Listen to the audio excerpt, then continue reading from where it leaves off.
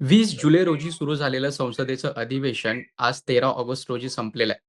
या संपूर्ण अधिवेशनाची प्रोडक्टिव्हिटी बघायची झाली तर स्वतः संसदीय कामकाज मंत्री किरण रिजिजू यांच्यानुसार फक्त लोकसभेचं कामकाज जे आहे ते 19% झालंय आणि जर राज्यसभेचं कामकाज बघायचं झालं तर 39%.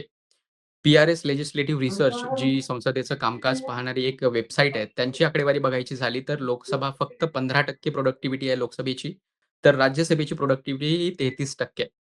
35% वर काठावर पास असं म्हणतो आपण किंवा 75% अटेंडन्सची गरज असते विविध परीक्षांना उपस्थित राहण्यासाठी कॉलेजेसमध्ये, शाळांमध्ये. पण संसदेची जर प्रोडक्टिव्हिटी बघायची झाली तर ती 19% आणि 33% इतक्या कमी थराला गेलेली आहे.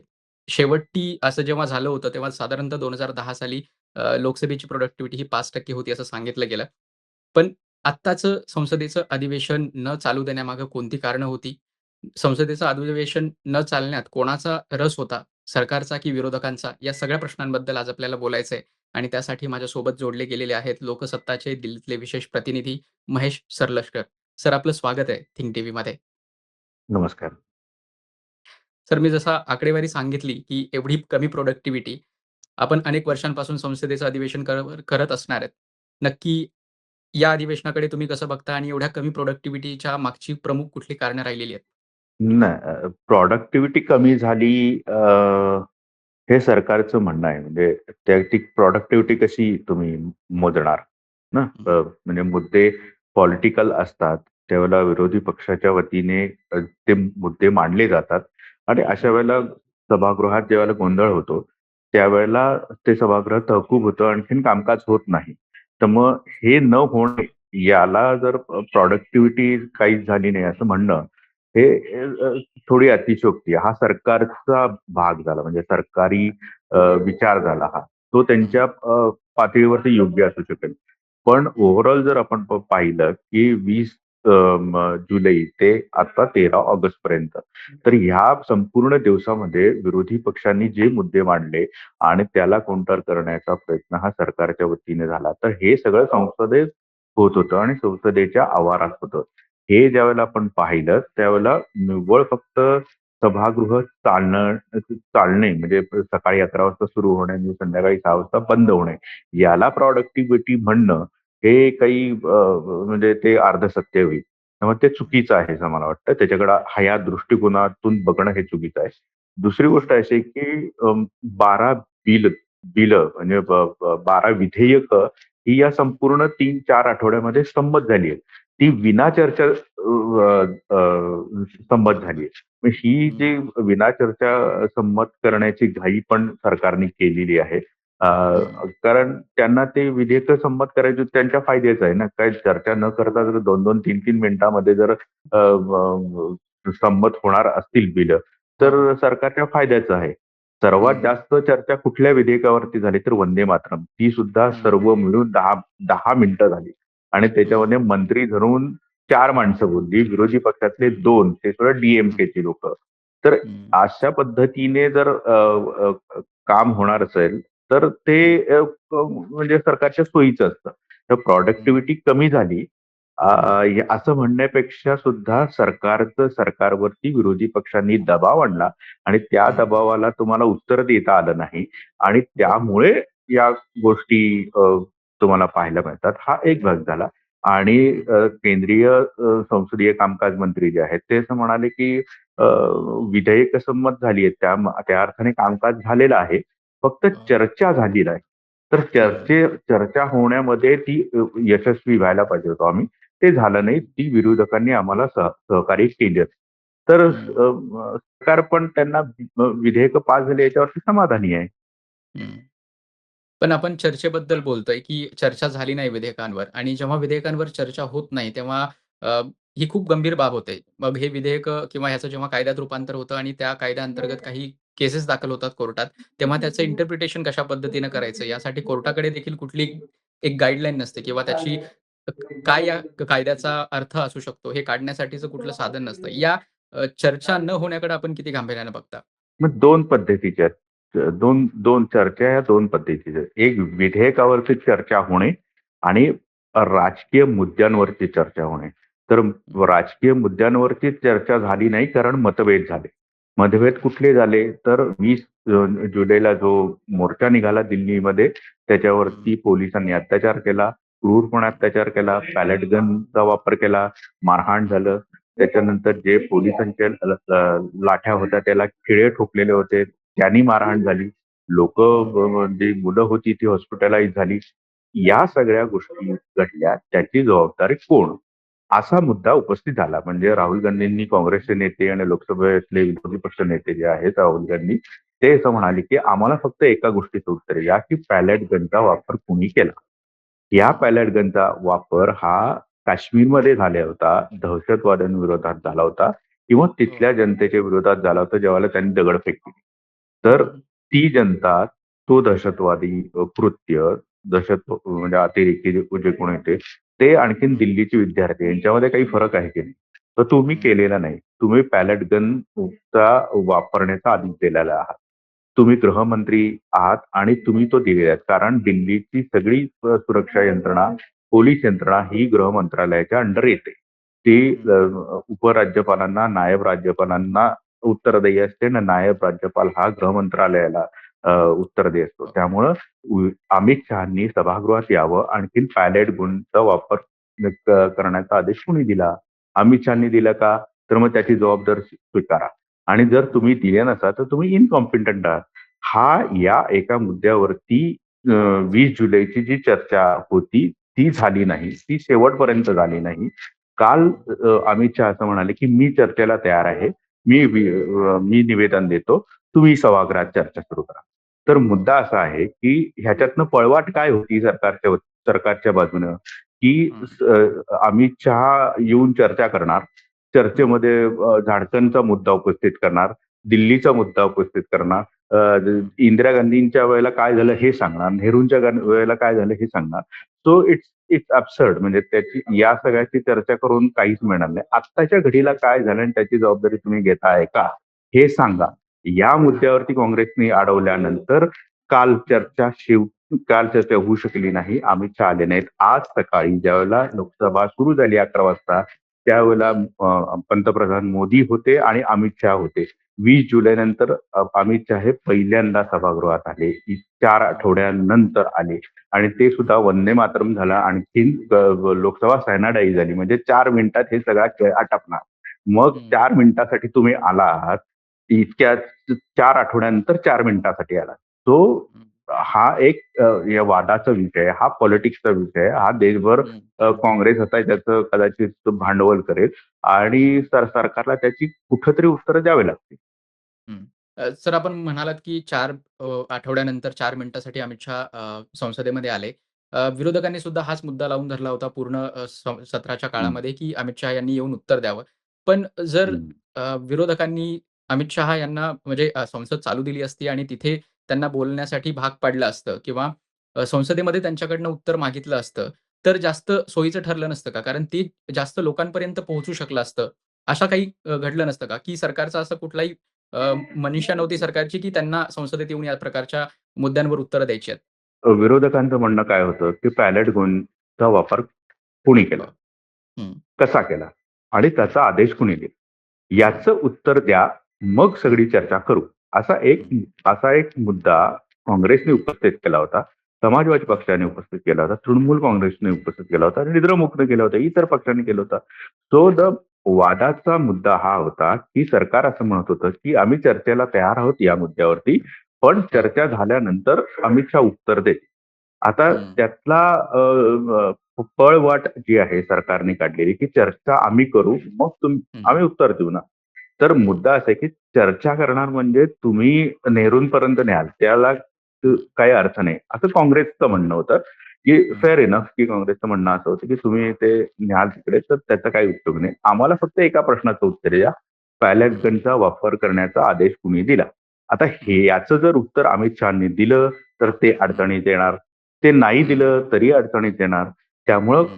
चर्चा न झालेली चांगली हे खरं तर सरकारच्या सरकारच्या दृष्टीने दृष्टीने. चांगलं होतं. आणि हं, म्हणून त्यांनी ती चर्चा जितकी टाळता येईल तितकी टाळली. हं, आणि हं, दुसरी गोष्ट अशी पण आहे, दुसऱ्या बाजूने आपण विचार करू, विरोधकांच्या बाजूनं, की हं, त्यांच्यासाठी सुद्धा असं आहे, की शेवटच्या क्षणी चर्चा झाली आणि उत्तर दिलं नाही. तर हा मुद्दा घेऊन ते संसदेच्या बाहेर ओरडाआरडा करायला तयार आहेत. आरोप हं, करायला तयार आहेत. म्हणजे हं, शेवटच्या दिवशी कुणाचा फायदा झाला? हं. सरकारचाही फायदा झाला, आणखीन बरोबर. विरोधकांचाही फायदा झाला.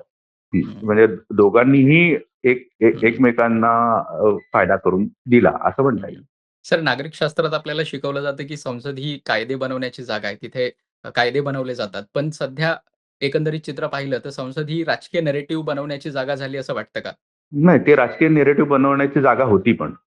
हं, आज नेहमीच असते. हं, कायदे बनवले जातात याचा एक अर्थ असा आहे, की त्यातलं प्रशासकीय बाजू किंवा त्याच्या कायदेशीर बाजू किंवा त्याच्या संविधानिक बाजू ज्या असतात, हा एक भाग हं, झाला. पण हं, संसदेमध्ये दुसरा पार्ट जो असतो, तो हं, लोकांचे प्रश्न उपस्थित करणे हा भाग असतो. म्हणजे हं. क्वेशन आवर असतो, झिरो आवर असतो. याच्यामध्ये खासदार नेहमी स्वतःच्या मतदारसंघातले प्रश्न उपस्थित हो, करतात. हा एक भाग हो. असतो. आणि अल्पकालीन चर्चा ज्या असतात किंवा दीर्घकालीन चर्चा असतात, स्थगन प्रस्ताव असतो. या ज्या तरतुदी आहेत, ह्या तरतुदी म्हणून आपल्या देशातल्या महत्वाचे मुद्दे, वादाचे मुद्दे, राजकीय मुद्दे, सामाजिक मुद्दे, सर्व तऱ्हेचे मुद्दे हे तिथं त्या अर्थाने उपस्थित करतात. आणि म्हणून हा कायम पॉलिटिकल हे चर्चेचा प्लॅटफॉर्म आहे आणि तो टाळता हं, पण येत नाही. त्यामुळे हं, जर समजा 20 जुलैला मोर्चा झाला असेल, विद्यार्थ्यांनी मोर्चा काढला असेल, तो नीटच्या संदर्भात काढला असेल आणि तो त्याच्यावरती जर आपण संसदेत चर्चा करायची नाही तर कुठे करायची? जिथं हं, सर्वोच्च लोकशाहीची सर्वोच्च मंदिर म्हणलं जातं, हं, तिथे चर्चा करायची हं, नाही तर कुठे करायची? त्यामुळं हं, संसदेमध्ये हे राजकीय चर्चा होणं अपेक्षितच आहे. हं, त्याच्यावरती ज्या पद्धतीनं डावपेच खेळले जातात, आणखीन हं, सरकारला विरोधी पक्षांच्या च्या वतीने दबाव आणला जातो आणि त्या दबावाला बळी न हं, पडता त्या सगळ्याच्या वरती येऊन सरकार म्हणून आपली भूमिका बजावणं हे त्यात हं, प्रत्येक सरकारचं काम असतं. मोदी सरकारचं असं नाही. पूर्वीच्या काँग्रेसच्या सरकारनी केलं, वाजपेयी हं, सरकारनेही केलं. म्हणजे वाजपेयी हं, सरकारच्या वेळेला तर कारगिलसारखं युद्ध झालं. तर या हं. सगळ्या गोष्टी चर्चा झालीच त्याची संसदेमध्ये. तर बरोबर. त्यामुळे अपेक्षितच आहे. हं. सर, हे सत्र जेव्हा सुरू होत होतं किंवा त्याच्या आधीच्या काही घटनाक्रम आपण बघितले, तर शिवसेनेत फूट पडून त्यांचे 6 खासदार शिंदेकडे आले होते, म्हणजे एन-डी-एकडे आले होते. त्यानंतर तृणमूलचे काही खासदार हे एन-डी-एमध्ये आले होते. त्यामुळं एकंदरीत नरेटिव्ह किंवा बघितला तर किंवा राजकीय वातावरण बघितलं तर भाजप आणि एन-डी-एच्या दिशेनं वाहत होतं असं वाटत होतं. पण जेव्हापासून संसदेचं सत्र सुरू झालं, ते आत्तापर्यंतची जर स्थिती बघितली, तर पूर्णपणे भाजप आणि एन-डी-ए विरोधी वातावरण झाल्याचं दिसून आलं. या मधल्या काळात एवढ्या लवकर घडामोडी अशा काय घडल्या, की हे संपूर्ण जे नरेटिव्ह आहे ते भाजपच्या अगेन्स्ट गेलेलं आहे.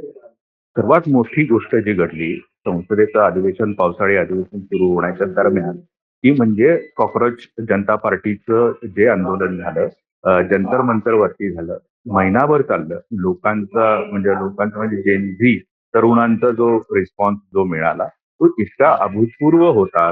तुम्ही जर इथं तुमच्यावरती कोणी बघितलं असेल दिल्लीमध्ये जंतर मंतरवरती, तर हं, म्हणजे 15 वर्षाची, 16, 17, 18 ते 22-25 वर्षापर्यंतची जे तरुण-तरुणी होते, विद्यार्थी होते, ते इथं आलेले होते. म्हणजे फक्त दिल्लीमधून नाही, तर उत्तर प्रदेश, बिहार, महाराष्ट्र महाराष्ट्रासारख्या ठिकाणाहून, मध्य प्रदेश, राजस्थान या सगळ्या ठिकाणाहून आले होते.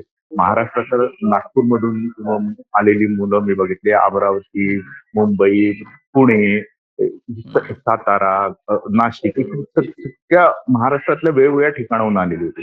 आणि हे जो आंदोलन आहे ना, ते 12-14 वर्षांमध्ये मोदींचं सरकार आल्यापासूनचं हे पहिलं असं आंदोलन आहे, की ज्याच्यामध्ये सरकारला हं, सत्ताधारी पक्षाला एक पाऊल मागे घ्यावं लागलं. त्यांना हं, त्यांना आतापर्यंत कोणीही चॅलेंज केलं नव्हतं. मोदी सरकारच्या कुठल्याही निर्णयाला कोणी चॅलेंज केलं नव्हतं आणि चॅलेंज केलं असतं तर ते हारले होते. म्हणजे हं. 3 निवडणुका काँग्रेस हारलेलं आहे ना लोकसभेचं. हो. त्यामुळं ते कायमच त्यांचा विजय सातत्याने होत आलाय. यावेळेला पहिल्यांदा असं घडलं, की तरुण जे आहेत, जेन जे आहेत, त्यांनी पराभव यांचा एक प्रकारे केला. धर्मेंद्र प्रधान शिक्षण मंत्री होते, त्यांचा राजीनामा घ्यावा लागला आणि हे लोण पसरलं. मुंबईत हं, तुम्ही पाहिलं असेल तर प्रचंड मोठ्या प्रमाणावर ते आंदोलन झालं. तिथं हं, म्हणजे लाठीमार झाला नाही, पण विद्यार्थी रस्त्यावरती उतरले. झारखंडमध्ये आत्ताही आंदोलन सुरू आहे आणि तिथं तर हं, काँग्रेसचं सरकार आहे. म्हणजे हं, असं जेनझींचा असा कुठलाही विचार नाही, की ते फक्त बीजेपीच्या विरोधात आहे किंवा हं, मोदी सरकारच्या विरोधात. ते जिथं-जिथं त्यांना प्रॉब्लेम आहे, तिथं-तिथं ते त्या-त्या सरकारच्या विरोधात उभे आहेत. मग ते काँग्रेसचं सरकार असो, झारखंड मुक्ती मोर्चाचं सरकार असो. हो. कर्नाटकमध्ये काँग्रेसचं सरकार आहे. तिथे पण जेनझींनी त्या सरकारला जबाबदार धरलं. तर हं, मुद्दा असा आहे, की हे सगळं होत असताना सत्ताधारी म्हणून केंद्रातले सत्ताधारी म्हणून कुठला पक्ष आहे? तर बीजेपी आणखीन त्यांची आघाडी ही एनडीएची आघाडी.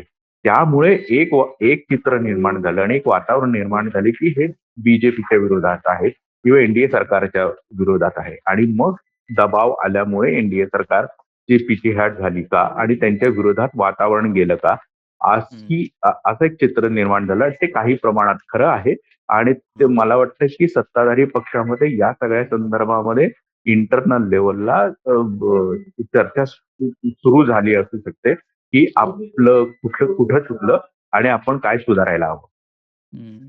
सर या संपूर्ण सत्रात बघितलं तर आपण सुरुवातीला देखील उल्लेख केला, की 12 विधेयकं मंजूर झाली, ज्याचं आता पुढे कायद्यात रूपांतर होईल.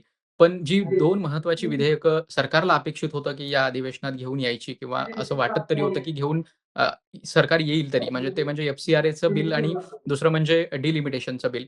पण हा सगळा जो नरेटिव्ह अचानकपणे बदलला, त्यामुळे ही 2 विधेयकं मागे राहिली का? त्यात एफ-सी-आर-एचं बिल हे संसदेमध्ये टेबल करण्यात आलं, पण ते जे-पी-सीकडे गेलेलं आहे. यात सुद्धा विरोधकांचा विजय मानायचा का? एफ-सी-आर-ए बिलाच्या संदर्भातलं आपण जर पाहिलं, तर हं, एक पाऊल पुन्हा इथे केंद्र सरकार किंवा एनडीए सरकारनी एक पाऊल मागं घेतलंय असं दिसतंय. म्हणजे हं, त्यांची थोडी माघार झाली किंवा घेतली असं म्हणता येऊ शकतं. एफ-सी-आर-एचं बिल जे आहे ते मार्च महिन्यामध्येच लोकसभेमध्ये मांडलं गेलं. त्यामुळे ते हो. पुन्हा मांडण्याची काही गरज नव्हती. हं, त्याच्यावरती ते संमत करायचं का जे-पी-सीकडे पाठवायचं हा हा बरोबर. हा वादाचा मुद्दा होता. त्या संदर्भामध्ये एक दबाव जो होता तो असा होता, की बाहेरच्या देशातून, परदेशातून जो एक दबाव आंतरराष्ट्रीय स्तरावरती होता, तो पण सरकारला झेलावा लागत होता. त्यातला हं, महत्वाचा मुद्दा असा, की उदाहरणार्थ जर्मन. तर हं, जर्मनीमधून खूप मोठ्या प्रमाणावरती पैसा हा वेगवेगळ्या उदाहरणार्थ लेप्रेसी सारख्या हे जो आहे रोग आहे, हो. त्याच्या निर्मूलनाच्या निर्मूलनासाठी. संदर्भामध्ये हं, पैसा येतो.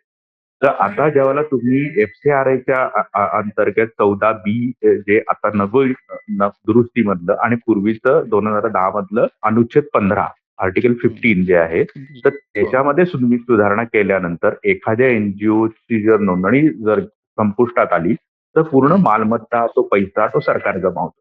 आता हं, जर्मन किंवा युरोप किंवा अमेरिकेसारख्या देशांचं असं म्हणणं आहे, तिथल्या सरकारांचं, की हा पैसा आम्ही तुम्हाला देतो आहे, तो आमच्या जनतेच्या खिशातला पैसा आहे.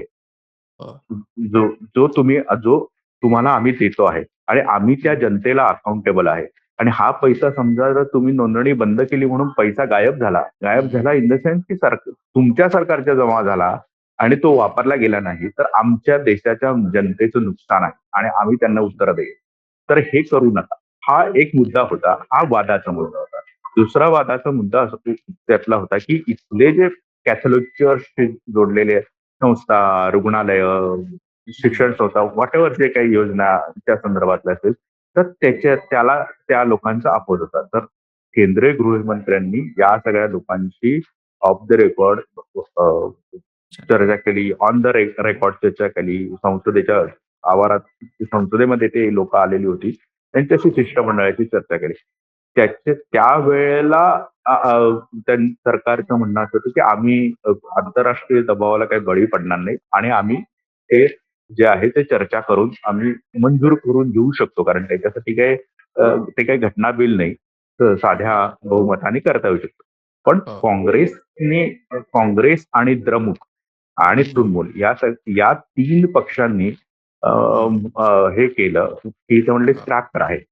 हं, तुम्ही ठेवूच नका. आम्हाला ते जे-पी-सीकडे पण पाठवायचं नाही. पण मग हं, द्रमुकनी कॉम्प्रोमाईज केलं. शरद पवारांच्या पक्षाने म्हणलं, की हं, जे-पी-सीकडे पाठवा वगैरे. ह्या सगळ्या ह्याच्यात सरकार दबावाखाली आलं सरकारने एक प्रकारे कॉम्प्रोमाईज केलं आणि ते हं. जे-पी-सीकडे पाठवलं. त्यातली उपमुद्दा त्यातला असा आहे किंवा त्यातला पॉलिटिक्स असा आहे, की समजा जर ज्यांनी जे-पी-सी मागितली आणि त्यांना ती मिळाली आहे, हं. द्रमुक सारख्या पक्ष, की हं. त्यांचं म्हणणं होतं एक तर स्क्रॅप किंवा करावं किंवा जे-पी-सीकडे पाठवावं. जे-पी-सी. तर आता हं. तर जे-पी-सी ज्यांनी जे-पी-सीची मागणी केली त्यांची मागणी पूर्ण झालेली आहे. आता हं. हे जे पक्ष आहेत, ह्या हं. पक्षांनी डिलिमिटेशन वरती आम्हाला सपोर्ट करावा, बरोबर. अशी सरकारची एक अपेक्षा आहे. तो एक हं. कॉम्प्रोमाइजचा मुद्दा आहे. या सगळ्या हं. ह्याच्यात महत्वाचा पक्ष कोणता आहे? तर द्रमुक आहे. त्यांच्याकडे मला वाटतं 22 22 खासदार. हं. 22 खासदार आहेत. हे हं. 22 खासदार हे डिलिमिटेशनच्या बिलाच्या संदर्भात महत्वाचे आहेत. हं. समजा हे द्रमुकने असं ठरवलं, की डिलिमिटेशनला पाठिंबा द्यायचा आणि लेखी आश्वासन समजा मिळालं केंद्र 50% सरकारकडनं द्यावे. हं. 50% आणखीन त्यांच्या आणखीन 2 मागण्या आहेत, की हं. फ्रीज केलं जावं 25 वर्षासाठी या ज्या आहेत. हो. त्या हो. कितपत होतील मला माहिती नाही. पण हे हं. 50% जर मान्य केलं आणि हं. त्या विधेयकामध्ये, त्या मसुद्यामध्ये लेखी जर त्याच्यामध्ये हं. बदल केला, तर हं. समजा द्रमुकने पाठिंबा दिला, तर हे हं. घटना दुरुस्ती विधेयक जे आहे, ते संमत करणं सरकारला सोपं जाऊ शकतं. सो बरोबर. एफ-सी-आर-ए आणखी डिलिमिटेशनचं बिल हं. याच्यामधलं जे हं. पॉलिटिक्स आहे, हे एकमेकांशी जोडलेलं आहे. म्हणून हं. सरकारने कदाचित एफ-सी-आर-ए बद्दल एक कॉम्प्रोमाईज केलं, ते हं. जे-पी-सीकडे पाठवलं आणि हं. दुसऱ्या समजा जर आता डिलिमिटेशन आणायचं असेल, तर फुल हं. फ्लेज संख्या असेल तरच आणावं लागेल. एकदा तुमचा पराभव झालाय, दुसऱ्यांदा हो. पराभव तुमचं मॉरल डाऊन होईल. मग तुम्ही हं. सत्तेवरती असण्यातच काही अर्थ नाही ना. एक बिल जर तो बरोबर. 2 वेळेला जर मंजूर झालं नाही आणि तुम्ही हारलात, हं. तुम्हाला हं. सत्तेवरतीच राहण्याचा अधिकार नाही.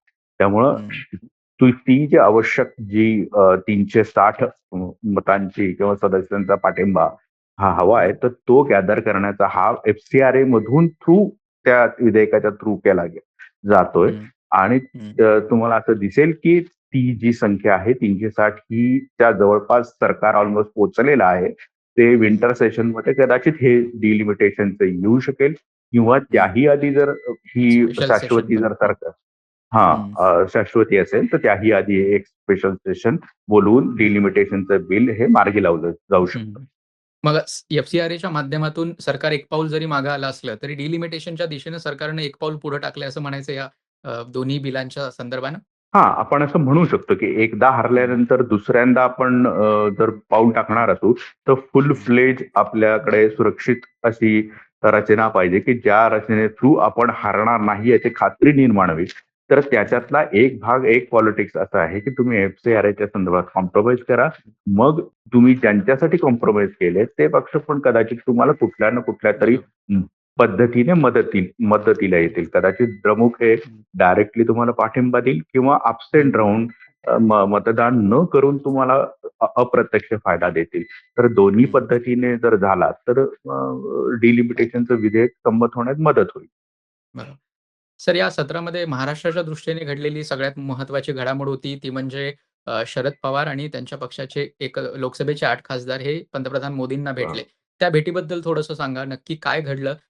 जे ऑफिशियली सांगण्यात आले, की महाराष्ट्रातल्या विविध प्रश्नांबाबत चर्चा झाली. पण त्याशिवाय सुद्धा इतर कुठल्या महत्त्वाच्या घडामोडी घडल्यात? कारण मागच्या 1 महिन्यात किंवा 3-4 आठवड्यात शरद पवार आणि मोदींची 3 ते 4 वेळा भेट झाली आहे. म्हणजे त्याच रात्री रेवती सुळे यांच्या रिसेप्शनला सुद्धा पंतप्रधान मोदी आले होते. या सगळ्या घटनांबद्दल थोडंसं अजून? पहिली भेट झाली ती शरद पवार आणखीन सुप्रिया सुळे यांनी मोदींची भेट घेतली.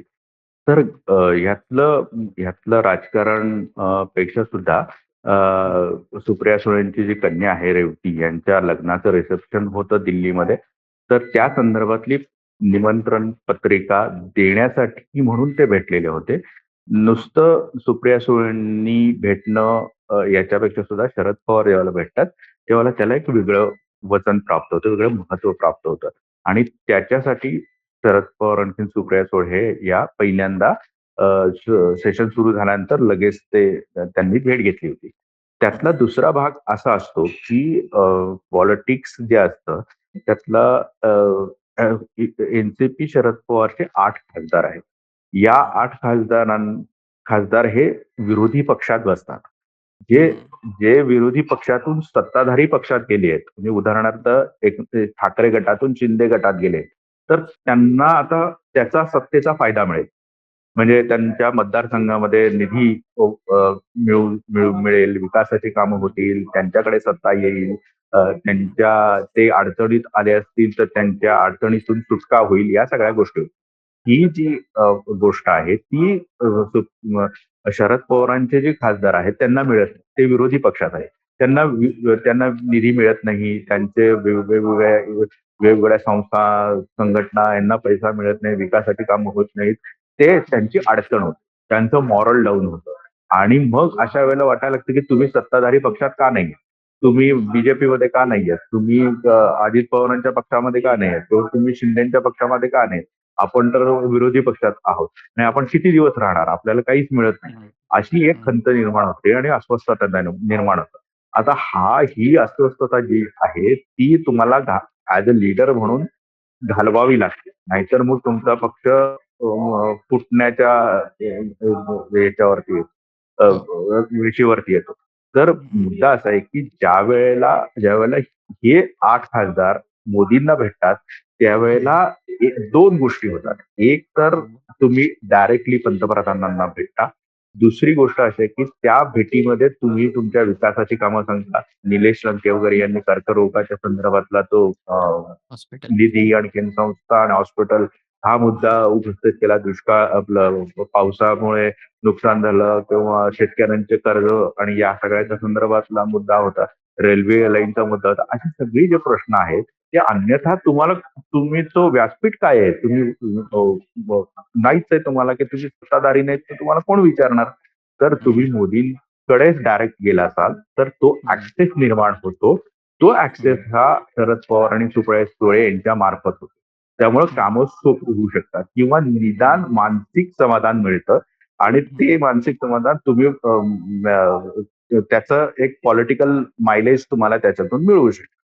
निधी मिळेल की नाही किंवा काय हा पुढचा भाग आणि निधी मिळणार नाही असंही नाही. आता जर तुम्ही डायरेक्ट ॲक्सेस असेल तर तो मिळू पण शकतो. त्यामुळं एक निश्चिंत होता येतं की मतदारसंघात आपल्याला अ, हं, आपण कामं करू शकतो. हा एक भाग आहे.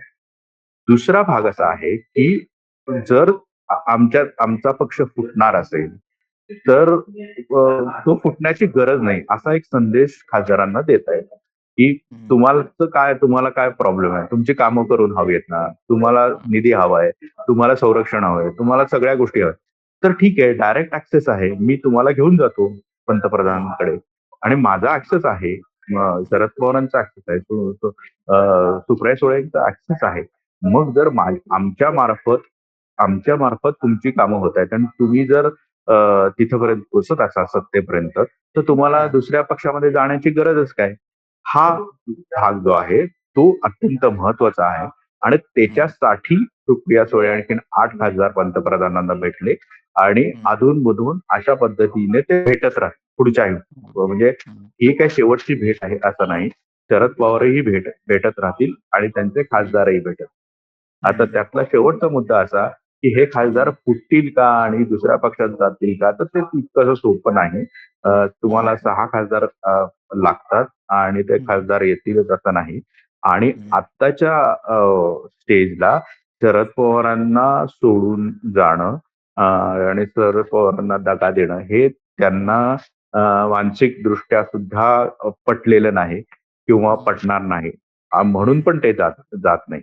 त्यामुळं हं. मोदींपर्यंत पोहोचणे ह्याच्यातला हा सगळा 3, 4, 5 मुद्दे जे आहेत ते सगळ्यात बरं. एकत्र केल्याचा त्याचा अर्थ समजू शकतो. हं, हं. सर मुलाखतीच्या शेवटाकडे येताना संसदेतनं जे व्हिज्युअल्स आले होते, त्याच्यामध्ये असं दिसत होतं, की 2 प्रमुख मुद्दे विरोधकांचे होते. त्यातही काँग्रेस आणि समाजवादी पक्षाचे. ते म्हणजे काँग्रेसचा मुद्दा होता, की अमित शहांचा राजीनामा आणि दुसरा चंदा चोरीचा मुद्दा होता समाजवादी पक्षाचा राम मंदिराच्या हं. संदर्भातनं. याशिवाय तुम्हाला काय चित्र नक्की संसदेमध्ये दिसलं? या 2 पक्षांशिवाय इतर इंडिया आघाडीतले घटक पक्ष त्यांची काय भूमिका होती? म्हणजे जर आपण शरद पवार आणि त्यांच्या पक्षाची भूमिका बघितली तर सुप्रिया सुळे स्वतः पत्रकार परिषदेत म्हणाल्या होत्या, की संसदेत कामकाज चालत नाहीये आणि आम्हाला काही प्रश्न आहेत म्हणून आम्ही आमचे प्रश्न घेऊन थेट पंतप्रधानांकडे जातोय. तर ही एक प्रकारे इंडिया आघाडीच्या अ, अ, बाजूला जाऊन घेतलेली भूमिका दिसते. तर तुम्हाला नक्की संसदेमध्ये काय चित्र दिसलं? संसदेमध्ये यावेळेला सगळा मुद्दा हा अमित शहा व्हर्सेस इंडिया आघाडी असा तुम्हाला हं, दिसत होता. त्यामुळं फोकस हा अमित शहा यांच्यावरती होता. अमित हं. शहा हे 20 जुलैला ज्यावेळेला हे सुरू झालं, 20 जुलैला सुरू झालं अधिवेशन मला वाटतं हो, 20 20 जुलैला सुरू जुलैला, झालं. 20 जुलै. 20 हं, जुलै. 20 जुलै हा पहिला दिवस होता. त्या दिवशी लोकसभेमध्ये आलेले होते. अ, हं, त्याच्यानंतर ते आज शेवटच्या दिवशी आले. हं, इतके दिवस ते आले नाही. ते हं, संसदेमध्ये येत होते, पण ते सभागृहात येत नव्हते. ते बैठका घेत होते, शिष्टमंडळांना भेटत होते. मोदींची त्यांची चर्चा होत होती. लोकसभा अध्यक्ष ओम बिर्ला यांच्याशी चर्चा होत होती. हे सगळं होत होतं आणि स्टिल ते सभागृहात आले. तर हं, हा एखादा एखादा केंद्रीय स्तरावरचा अ, गृहमंत्री असणारा व्यक्ती जर येत नसेल, तर त्याच्या विरोधात जर इंडिया आघाडी किंवा विरोधक जर आक्रमक झाले, तर त्याच्यात काही नवल नाहीये. आणि त्यातला हं, एक मुद्दा असा की अमित शहा जे आहेत, ते नुसते केंद्रीय गृहमंत्री नाहीयेत. हं, ते ते हा देश चालवतात. हं, म्हणजे त्यांच्या हातात इतकी सत्ता आहे, इतकी पॉवर आहे, की तो हा देश चालवतात. देश हं, चालवणारा माणूस ज्यावेळेला विरोधकांना समोर जात नाही, हं, त्यावेळेला विरोधक आक्रमक होणे, त्यांना जाब विचारणे हे अपेक्षित आहे. आणि हं, कुठल्याही राजकीय स्फिअरमध्ये म्हणजे त्या अवकाशामध्ये, लोकशाहीमध्ये, संसदीय राजकारणामध्ये, संसदीय निवडणुकीच्या राजकारणामध्ये जो व्यक्ती निवडून येतो, जो व्यक्ती मंत्री होतो, त्याने संसदेच्या सभागृहात जाऊन आपलं म्हणणं मांडणे अपेक्षित आहे. तेच केंद्रीय गृहमंत्री अमित शहानी केलं नाही. तर हं, हाच एक मुद्दा होता, की ज्याच्यामध्ये विरोधकांनी गेल्या 13-14 वर्षात बीजेपीच्या केंद्रीय सरकारवरती प्रचंड दबाव आणला आणि त्यांची एक प्रकारे कोंडी केली. आणि हं, त्याचा शेवट जो झालेला दिसतोय, तो असा झालेला आहे, की अमित शहा काल असं म्हणाले, की "मी चर्चेला तयार आहे, पण तुम्हाला जर ती चर्चा हवी असेल, तर तुम्ही सभागृहात हं, या, चर्चा करा, मी उत्तर देईन." तर हं, हा एक हं, एक पळवाट आहे. पळवाट म्हणण्यापेक्षा त्यातनं एक वे आउट काढण्याचा प्रयत्न अमित शहानी केला. तो हं, फसला. तो आज हं. दिसला आपल्याला. बरं.